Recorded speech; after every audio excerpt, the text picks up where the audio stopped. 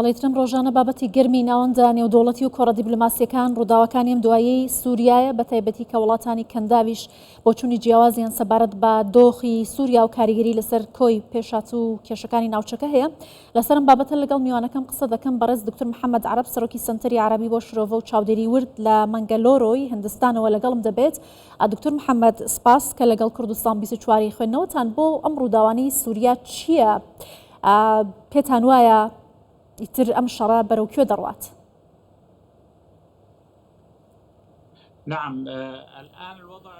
ڕاستیەکەی ئێستا بارودۆخی سووریا زۆر بە کورتی دەتوانین بڵێن ململانەی نێوان چەند لایەنێکە. ئێران شەڕی ئەوە دەکات کە هەژمونی خۆی پارێزێت. تورکیا هەوڵ دەدات کە بەهۆی گروپە چەکدارەکانەوە ئامانجەکانی خۆی بەدیبێنێت. ئەمریکا و لایەنەکانی دیکە بەتایبەتیش هێزی کوردیش لەو ناوچەیە هەن هەمویان قسەی خۆیان دەبێت لەو ناوچەیە. ڕژێمی سووریا دەستی بە دیمەشق و چۆلستانی دیمەشقەوە گرتو و ڕەنگە تۆدا ساتەکانیش دەست هەر بەوە بگرێت. ئێشتا زۆر بۆی بڵێن کێ شەڕەکەیەک لای دەکاتەوە و دەستکەوتی استراتیژی کۆتایی بۆ کوێ دەبێت.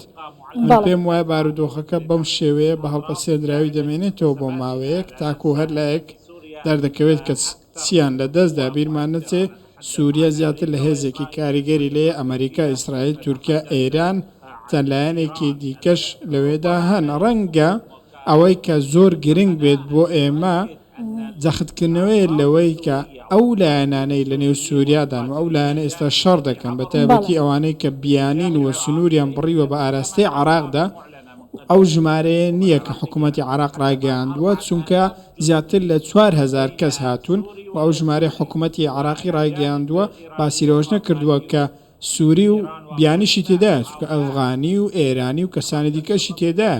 ئەمانە کە ئێمە زانیاری وردمان دەستکەوتووە نەچوونەتە سووریا و لە ڕێگەی ئاسمانیشەوە نەگەڕێنراونەتەوە وەکو ئەوەی باس کراوە، چونکە هێشتا میلیشیای بیانی هەن لە دەرەوەی عێراق و ڕەنگە بێنە نێو عێراق. هێشتا زووە بڵێن کە کێ دەیباتەوە.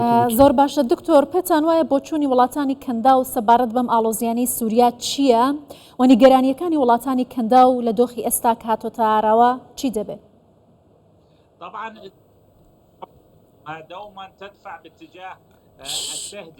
هەمیشە هەوڵی هێورکردنەوەی بارودۆخەیە لەلایەن ئەو لایەنانەوە هەوڵێکی سیاسی هەیە، بەڵام ئەو وڵاتانە بەریەکەوتنیان لەگەڵ یەکتریدا نییە و دژبەری لە نێوان ڕژێمەکانیشدا نییە و نایەنەوێت دەستکەوتەکان لە دەرگای سەربازیەوە بن، بەڵکو دەیانەوێت لە ڕێگەی چارەسەرێکی ئاشتیانە دەستکەوتەکانی خۆشیان بەدەست بێنن. بەڵام واقعەکە شتێکی دیکەیە لەبەرەوەی کارتەکان ئێستا تێکەڵ بوون، چونکە وادەی جوموزۆڵی جۆلانیش وادەیەک نەبوو بەڕاستی کە دوور بێت لەوەی لە لوبنان ڕوودەدات، یان پەیوەندی بەوە نەبێت کە لە ئیسرائیل و لە غەزە ڕوودەدات، یان لە گۆڕانکارێکانی ناوچەکە. تەنانەت لێدوانی سیاسی عێراقیەکانیش ئەگەر تێبینی بکەین ئەوانەی بە تایبەتی کە بەوە ناسراون لە ڕژێمی ئێران نزیکن قسەیەکیان دەکرد، دەیانگوت کە با بڵێن یاخود لێدوانەکانیان بۆنی پەرەسەندنی لێداهات.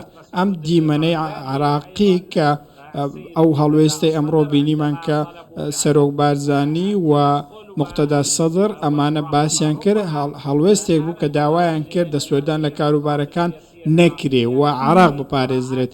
ئێستا هەموو لایەنە سیاسیەکان دەبێت خوێندنەوە بۆ دیمەنی سووریا بکەن، چونکە ناوچەکە خەریکە دووبارە دادەڕێژرێتەوە لەلایەن هێزە جیهانیەکانەوە.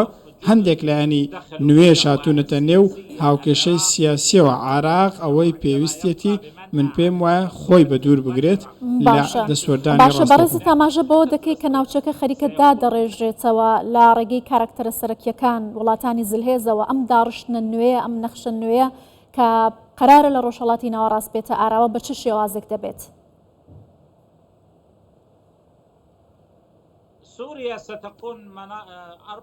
سووریا دەبێتە 4 ناوچەی هەژمونی، ڕەنگە ڕوو لە فیدرالیزم بکەن و ئەگەریشی هەیە کە یەکێک لە ناوچەکان بە تەواوی لاواز ببێت. ڕەنگە ئەمریکیەکان بەگەری زۆرەوە پشتگیری ناوچە کوردیەکان بکەن، تورکیا پشتگیری ناوچەیەکی دیکە بکات.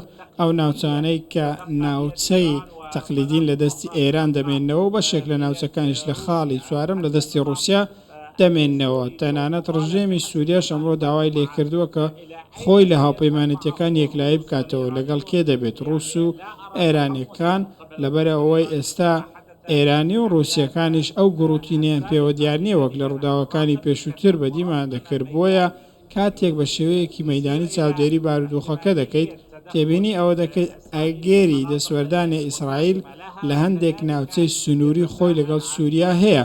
جگە لەوەش پرسیاری چارەنووسی سەربازە هەڵاتوەکانی سووریا بۆ عێراق کە 4000 سەربازە تاکو ئێستا ڕوون نییە. ژمارەکە ژمارەیەکی زۆر گەورەیە. دەبێت بزانین کامان لە عێراق دەمێننەوە، دەستنەوە سەر خاڵە سنووریەکان.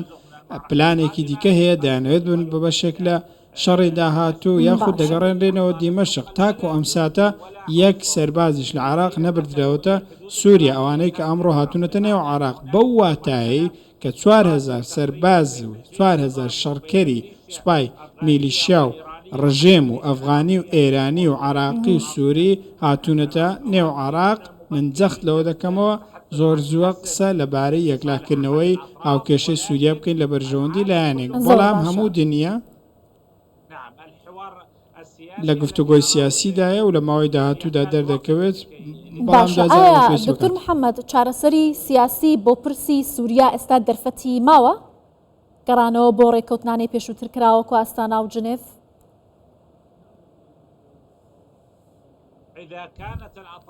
ئەگەر لایەنەکان بە دوای مافی یاخود بە دوای خوێنڕێژیدا نەگەڕێن، چارەسەری سیاسی باشترینە. لەبەرەوەی سووریا بەڕاستی بەرگەی ململانەیەکی دوور و درێژی دیکە ناگرێتەوە. بەڵێ چەک هەیە دێتە نێو سووریا، هەموو لایەنێک چەکیان دەست دەکەوێت، بەڵام ئەم چەکانە لە خاڵێکدا یارمەتی دەردەبن لە ئاڵۆزترکردنی بارودۆخ وەک لەوەی کە چارەسەر پێشکەش بکەن. من هەمیشە باسم لەوە کردووە کە بە تایبەتی برایانی کوردمان لە سووریا دەبێت سوود لە دانایی سەرۆک بارزانی وەربگرن، لەبەرەوەی سیاسەتی بارزانی سیاسەتێکی میانڕەوە، سیاسەتێکی هاوسەنگە و دەبێت ئەوانەی کە بە فەرمانی تورکیا کار دەکەن سیاسەتی خۆیان بگۆڕن. تورکیا پشتی لە حەماس کردووە، بۆیە ئەگەری هەیە پشت لەو کوردانەش بکە کە ئێستا پشتی گرتووم. بەڵام ڕژێمی سووریا لە بەرامبەردا دەبێت چارەسەری واقعی بێنێتە پێشەوە، چارەسەری گونجاو بێنێتە پێشەوە،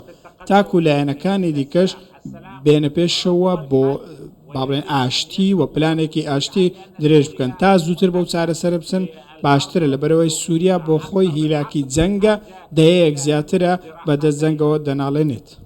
زۆر باشە. پێتان وایە گەر لە کۆتاییشتا بپرسم ئەوەی کە ئێستا لە سووریا ڕوودەدات وەکەوتان پێشبێنی بۆ خوێندنەوەی کۆتایی ڕووداوەکانی سووریا زەحمەتە، بەڵام کەوتنی ئەسەد و حکوومەتەکەی چی لە هاوکێشەکان لە ناوچەکە دەگۆڕێت؟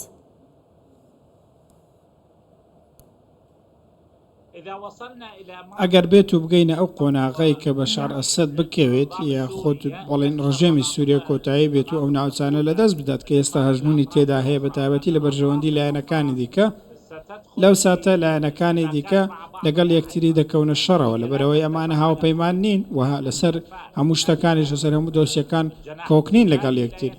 باڵی جۆلانی بە تەواوی لەگەڵ ئەسەدە ڕێک نەکەوتووە و ئەمانش لەگەڵ لایەنەکانی دیکە ڕێک نەکەوتون، تەنانەت ئەوانەیشی کە تورکیا پشگیریان دەکات. دوجار ئیسرائیلیش دەستەوەستان ناوەستێت وە چاوەڕێی هەنگاوی خۆی دەکات لەسەر سنوور ئەگەری دەسوەردانی هەیە.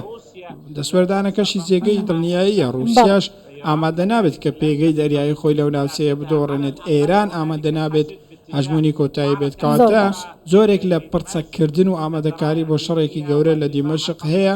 باڵە ئاینیەکان و پاساوە ئاینەکان دەبنە هۆکارێک بۆ دەسوەردانی هەندێک لایەنی دیکە، بۆیە جەخت لەوە دەکەمەوە بارودۆخەکە بە زووی کۆتایی نایێت و دەچێتە قۆناغی شەڕێکی درێژخایەن. ڕەنگە هەر ئەوەش بێت کە هەندێک لایەن بیانەوێت، ئەوان دەیانەوێت کە شەڕێکی سووری ببینن بۆ ئەوەی وزەکەیان لێ ببڕێت. زۆر باشە. بەڕێز دکتۆر محەممەد عەرەب، سەرۆکی سەنتەری عەرەبی بۆ شرۆڤە و چاودێری ورد لە مەنگەلۆرەوەی هەندستانەوە لەگەڵمان بووی. زۆر سپاس.